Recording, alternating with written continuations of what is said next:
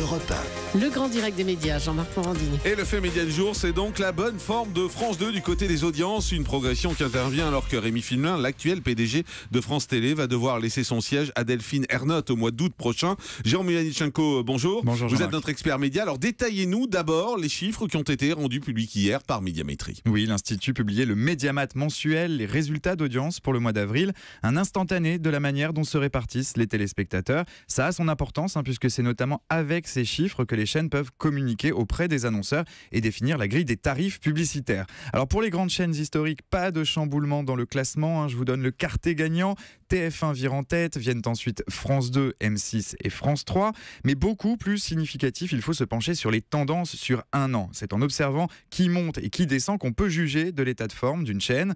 Et là, le constat est un peu différent. Malgré son leadership, TF1 dégringole par rapport au baromètre publié il y a un an. La Une perd 1,5 point d'audience avec en moyenne 21,3% du public. C'est la plus forte baisse de ce classement. À France 2, en revanche, on a le sourire. La chaîne gagne un demi-point d'audience pour rassembler en moyenne 14% du public. C'est la plus forte progression de ces résultats pour une chaîne historique. On va y revenir à l'instant. Et de son côté, M6 reste stable par rapport à ses niveaux la saison dernière avec 9,5% du public, juste devant France 3 avec 9% de l'audience. Sur la TNT, la tendance est à la consolidation des acquis avec des chiffres très similaires à ceux relevés l'année dernière. Et ça n'est pas une surprise, c'est D8 qui fait la course en tête avec 3,5% de part d'audience. Enfin, on peut souligner dans cette vague de résultats les scores des chaînes d'information en continu qui ont retrouvé des audiences dans leur moyenne habituelle après les audiences exceptionnelles du début d'année et l'appétence du public pour l'info suite aux attentats.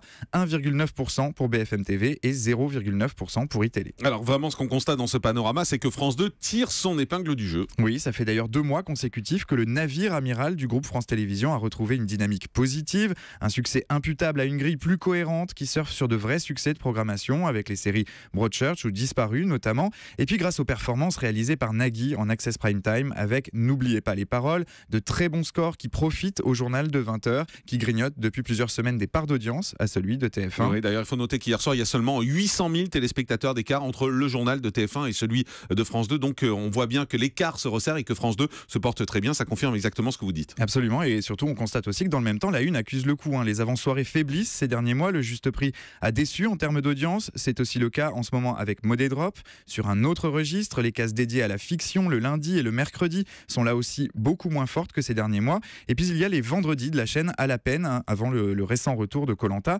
On le constate, en tout cas en télévision comme ailleurs, les malheurs des uns font aussi les bonheurs des autres. Alors la question qu'on se pose ce matin, bien évidemment, c'est de savoir si France 2 va réussir à maintenir le cap. C'est ce qu'on lui souhaite en tout cas, mais pour résoudre cette équation, pour conserver cette bonne dynamique, il va peut-être falloir instaurer une forme de continuité. Et on sait que la continuité, ça n'est pas toujours la norme en matière de télévision en général et dans le service public en particulier.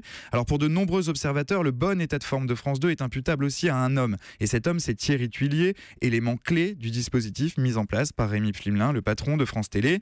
Thierry Tuillier est à la fois directeur des programmes de France 2 et directeur de l'information du groupe. Un homme très attaché à la chaîne, comme il le confiait au micro européen de Romain Ambro il y a quelques mois. C'était avant la nomination de Delphine Ernotte, la nouvelle présidente de France Télé.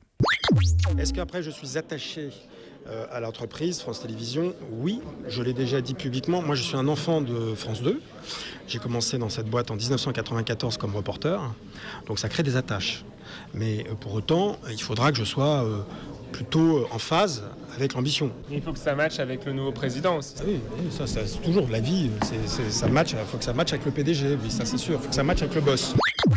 Alors désormais on le sait, ça n'est pas le boss, mais c'est bel la et bien boss. la boss. Depuis sa nomination à la tête du groupe France Télévisions, Delphine Ernotte constitue ses équipes dans le plus grand secret. Faire mieux avec moins, c'est en substance le défi qui l'attend. Nul doute que les chiffres très positifs publiés hier plaident déjà en faveur de certains noms. Merci beaucoup, Jérôme Milanichenko.